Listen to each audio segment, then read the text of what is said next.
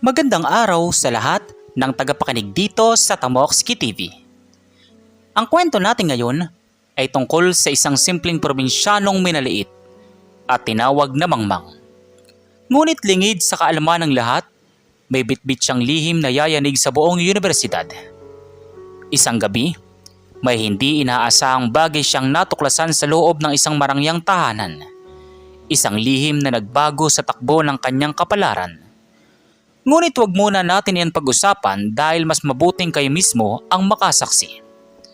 Bago tayo magpatuloy sa ating kwento ay maaari po ba kung makahingi ng isang subscribe at like sa kwentong ito. At sana po ay dumating sa inyo ang napakalaking blessings. Kaya hindi ko na po patatagalin ang ating kwento. Tara po at simulan na po natin. Sa gitna ng maingay, umuusok at tila walang katapusang takbo ng buhay sa Maynila. Isang binata ang nakatayo sa harap ng tarangkahan ng St. Jude Executive University. Siya si Genesis. Suot ang isang luma ngunit malinis na polo shirt, kupas na maong at tsinelas na may kaunting bakas ng putik mula sa kanyang pinagmulang lalawigan. Bitbit niya ang isang lumang backpack na naglalaman ng kanyang buong kinabukasan. Para sa isang katulad niya na lumaki sa bukid, ang universidad na ito ay tila isang palasyo ng mga mayayaman at matatalino. Para sa iyo ito, Itay. Kakayanin ko ang bawat sakripisyo dito sa Maynila. Hindi ko sasayangin ang pagkakataong ito. Bulong ni Genesis sa kanyang sarili at huminga ng malalim. Si Genesis ay pumasok bilang isang working scholar. Sa gabi ay nagtatrabaho siya bilang utility boy at taga-ayos ng mga silid-aklatan at sa araw naman ay sumasabay sa mga klase. Ngunit sa unang araw pa lamang ng kanyang pagpasok sa silid-aralan ng Advanced Business at Technology course, naramdaman na niya ang bigat ng diskriminasyon. Ang mga mata ng kanyang mga kaklase ay puno ng mapangusgang tingin. Sa dulo ng silid, nakaupo ang pinakatinitingalang estudyante sa buong departamento. Si Brian. Si Brian ay hindi lang anak ng isang kilalang negosyante. Siya rin ang kasalukuyang top student at tumatakbong magna cum laude ng universidad. Mayaman, gwapo, ngunit may taglay na labis na kayabangan. Seryoso bang universidad natin? Nagpapapasok na pala sila ng mga mukhang magsasaka rito ngayon. Baka naliligaw yan ang building. Baka sa agrikultura ang punta niyan. Nagtawanan ang mga kasamahan ni Brian. Narinig ito ni Genesis ngunit sa halip na magalit o lumaban, ibinaba lamang niya ang kanyang paningin at tahimik na umupo sa pinakalikod na bahagi ng silid. Sanay siya sa hirap at alam niyang hindi dahilan ang salita ng iba upang siya ay sumuko. Ilang sandali pa ay pumasok na si Professor Henares. Isang kilalang profesor na walang sinasanto pagdating sa bagsakan ng grado. Magandang araw, klase.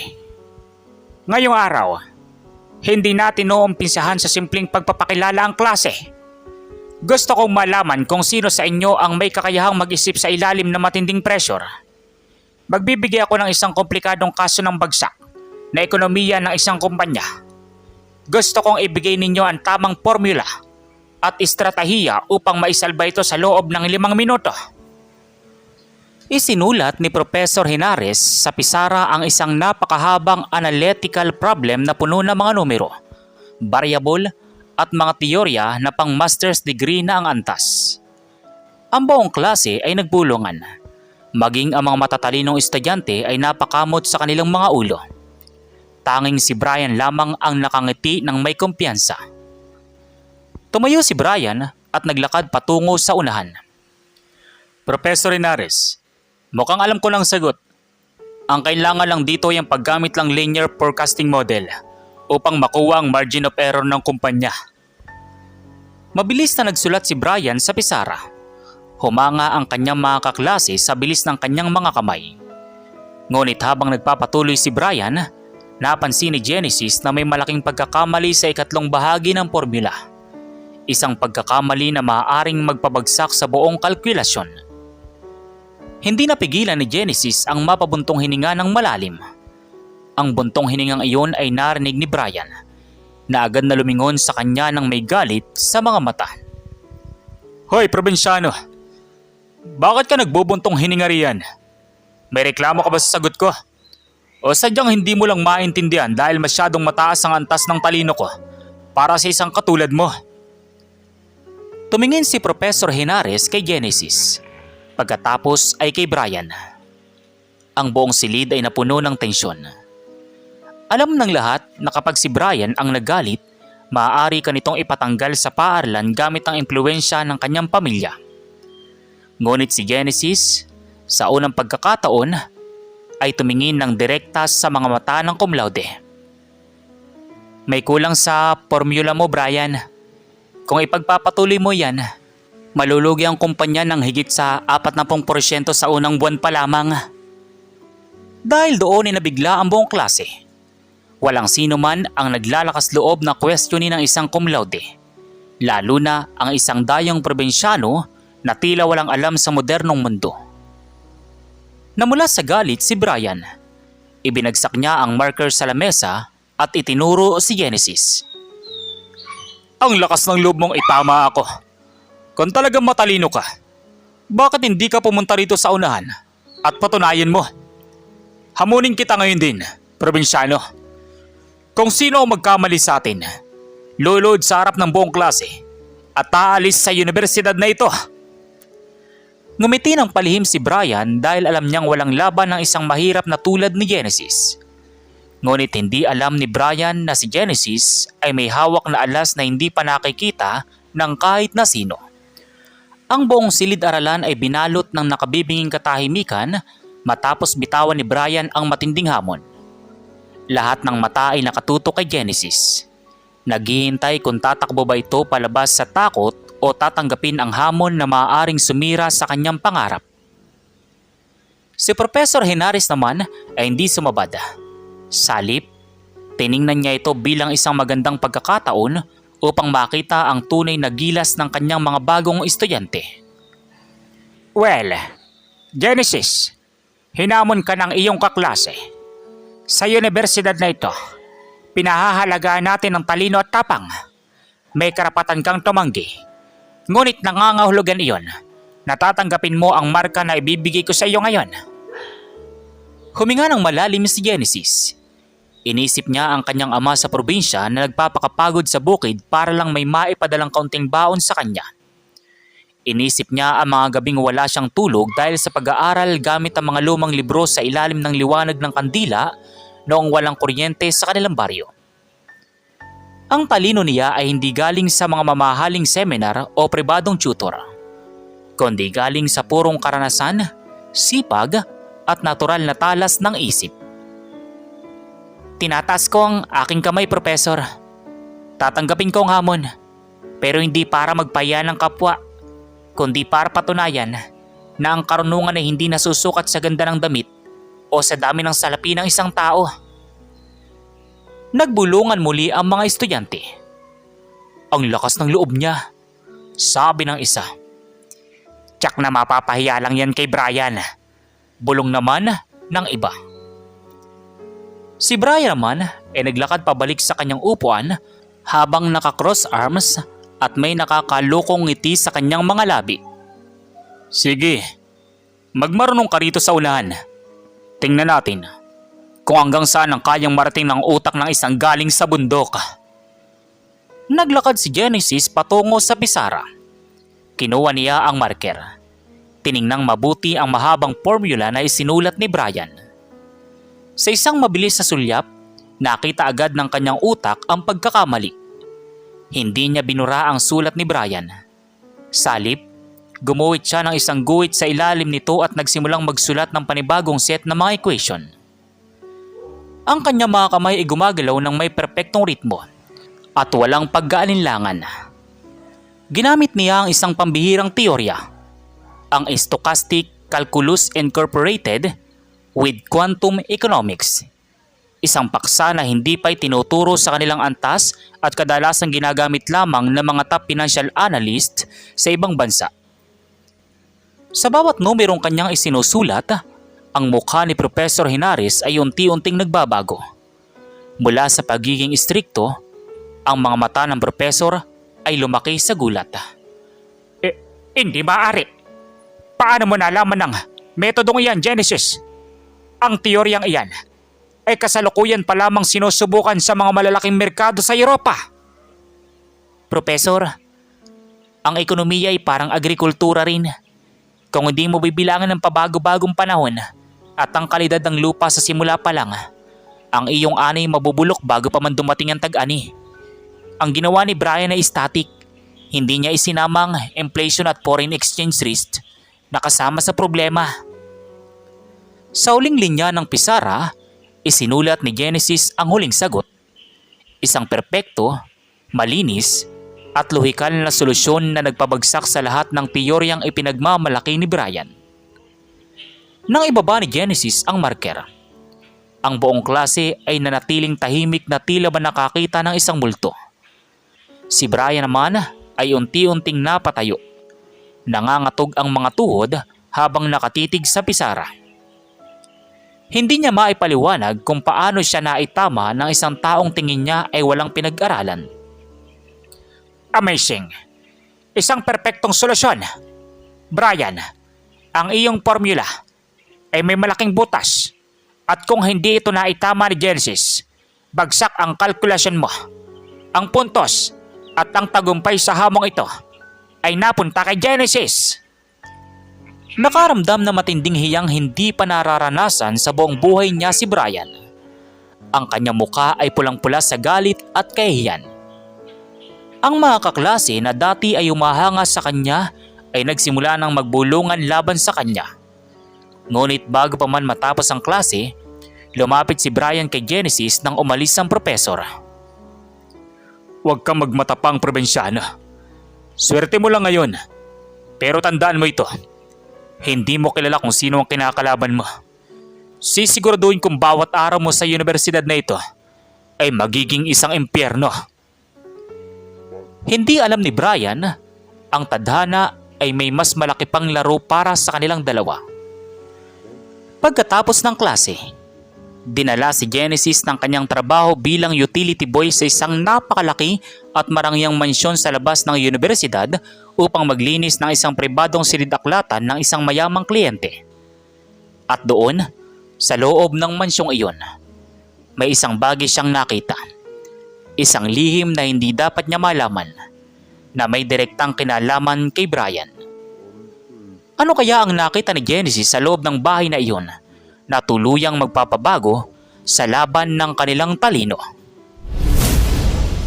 Pagkatapos ng malaking engkwentro sa universidad, pumasok si Genesis sa kanyang panggabing trabaho bilang isang utility boy sa ilalim ng isang ahensya. Ang nakuha niyang assignment ngayong gabi ay ang paglilinis sa pribadong silid-aklatan ng isang napakalaki at marangyang mansyon sa eksklusibong subdivision sa Maynila. Ayon sa kanyang supervisor, ang may-ari ng mansyon ay isang misteryosong bilyonaryo na bihirang magpakita sa publiko ngunit kilala bilang pangunahing nagpopondo sa St. Jude Executive University. Napakalaki ng bahay na ito. Ang daming mamahaling libro. Kung ganito lang sana karami ang libro sa probinsya namin, tsak na mas marami pang bata ang gaganahang mag-aral. Habang pinupunasan ni Genesis ang mga lumang estante ng libro sa pinakadulong bahagi ng silid, aksidente niyang nasagi ang isang makapal na libro ng kasaysayan.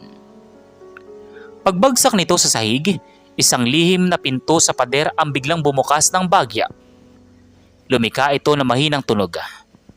Kinakabahan si Genesis, ngunit nananaig ang kanyang kuryosidad. Sumilip siya sa loob. Ang silid ay puno ng mga monitors, mga dokumento at isang malaking scoreboard kung saan nakasulat ang pangalan ng mga estudyante ng St. Jude Executive University. At sa pinakataas ng listahan, nakasulat ang pangalan ni Brian. Ngunit may kakaiba. May mga pulang marka at salitang peke sa tabi ng mga grado ni Brian. Ano ito? Bakit narito ang mga records ng paaralan namin? At bakit nakalagay dito na ang mga sagot ni Brian sa mga nakarang exam ay galing sa leakage? Tama ang inyong narinig mga katamokski. Ang nakita ni Genesis ay ang lihim na database ng tunay na may-ari ng universidad na matagal nang nag-iimbestiga sa korupsyon sa loob ng paaralan. Natuklasan ni Genesis na si Brian ay hindi tunay na matalino. Ang kanyang pamilya ay nagbabayad ng milyon-milyon sa ilang tiwaling opisyal ng universidad upang ibigay kay Brian ang mga sagot sa pagsusulit bago pa man ito ganapin, upang mapanatili ang kanyang estado bilang cum laude at itaas ang stock value ng kumpanya ng kanyang pamilya. Habang hawak ni Genesis ang isang folder ng ebidensya, biglang bumukas ang pangunahing pinto ng silid-aklatan. Mabilis niyang ibinalik ang folder at lumabas sa lihim na pinto. Ngunit huli na para magtago sa buong silid. Ang pumasok ay isang matandang lalaki na may marangal na tindig. Suot ang isang mamahaling suit, ngunit may hawak na tungkod. Siya si Don Alejandro, ang tunay na may-ari ng universidad at ng mansyong iyon. Sino ka? At anong ginagawa mo sa aking pribadong silid sa oras na ito? Seryosong tanong ni Alejandro kay Genesis. Magandang gabi po, sir. Ako po si Genesis, ang utility boy na inatasan na maglinis dito ngayon. Humihingi po ako ng paumanin kung may naistorbo ko. Tinitigan ng matagal ni Don Alejandro si Genesis. Ang matanda ay may pambihirang kakayahan na makakita ng katapatan sa isang tao. Salip na magalit, napansin ng matanda ang bukas na libro sa sahig at ang matalas na tingin sa mga mata ng binata. Ikaw ba ang probinsyanong narinig kong nagpaya si tinatawag nilang top student ng universidad kaninang umaga sa klase ni Professor Henares? Hindi ko po intensyon na ipaya siya, sir. Itinama ko lamang pong kalkulasyon dahil malaki ang magiging epekto nito kung hahayaan na mali. Napangiti ng bagya si Don Alejandro. Isang ngiti na may malalim na kahulugan. Alam ng matanda na si Genesis ang sagot na matagal na niyang hinahanap upang linisin ang universidad mula sa mga mapanlinlang na estudyante at opisyal. Ano kaya ang susunod na akbang ni Don Alejandro? At paano gagamitin ni Genesis ang kanyang natuklasan laban kay Brian? Lumipas ang ilang araw at sumapit ang linggo ng taon ng St. Jude Intercollegiate Quiz-Bee. Ang pinakamalaking patalinuhan sa buong rehiyon kung saan ang mananalo ay makakakuha ng buong scholarship sa ibang bansa at pundong nagkakahalaga ng milyon-milyon para sa kanilang pamilya. Dahil sa nangyari sa klase, ginamit ng pamilya ni Brian ang kanilang impluensya upang piliting isama si Genesis sa paligsahan. Hindi para bigyan ng pagkakataon, kundi para tuluyang ipahiya sa harap ng buong universidad at ng mga media.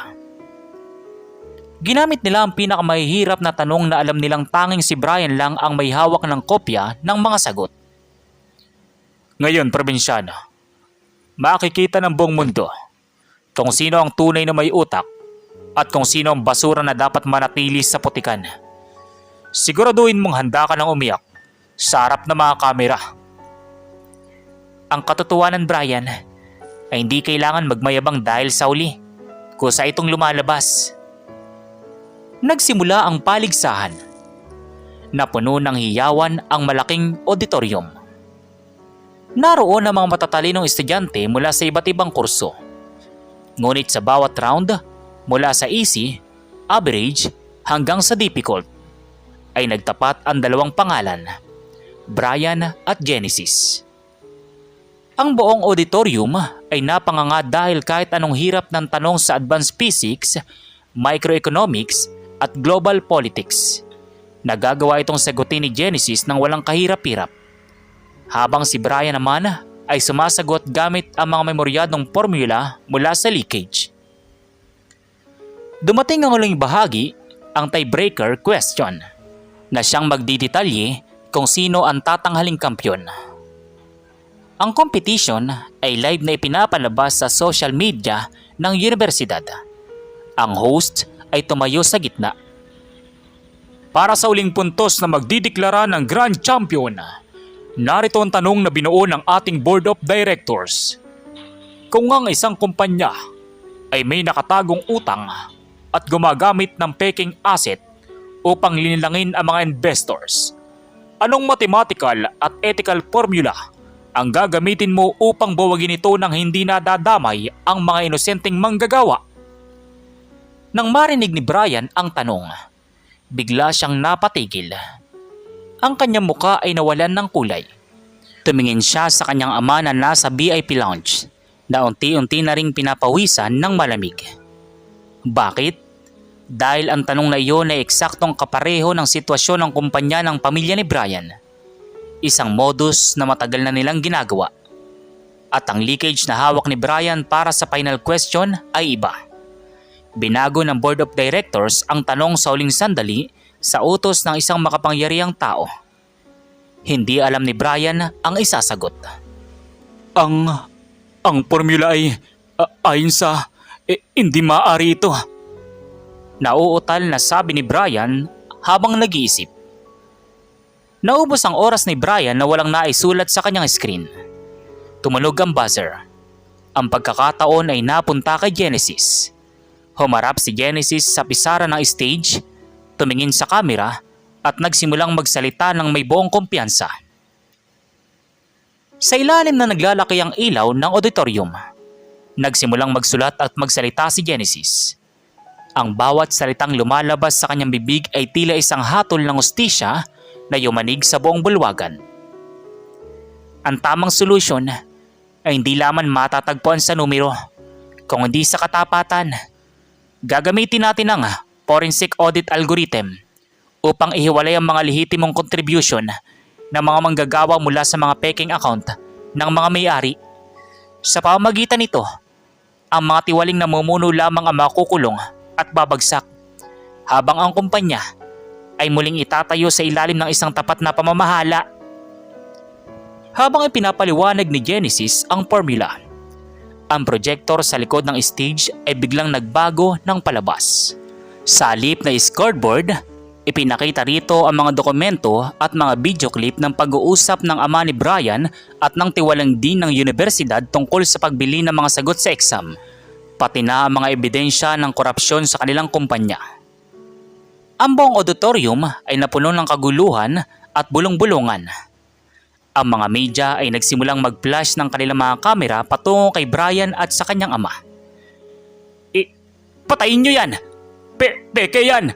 Sinisiraan nyo lang kami! Ako ang cum laude! Ako ang pinakamatalino rito! Ngunit walang nakinig kay Brian. Sa gitna ng kaguluhan, tumayo ang isang lalaki mula sa gitna ng mga hurado at naglakad patungo sa stage. Walang iba kundi si Don Alejandro, ang misteryosong bilyonaryo at tunay na may-ari ng universidad na nakilala ni Genesis sa mansyon. Katahimikan sa lahat. Ang mga ebidensyang nakikita nyo ay totoo at dumaan sa legal na proseso. Ngayong araw, tinatanggalan si Brian ng lahat ng karangalan at siya, kasama ang kanyang pamilya, ay haharap sa kaukulang demanda sa batas at para sa ating bagong grand champion. Seryosong sabi ni Don Alejandro habang nagsasalita sa mic. Tumingin si Don Alejandro kay Genesis ng may pagmamalaki. Naglakad siya papalapit sa bintana at tinawakan ang balikat nito.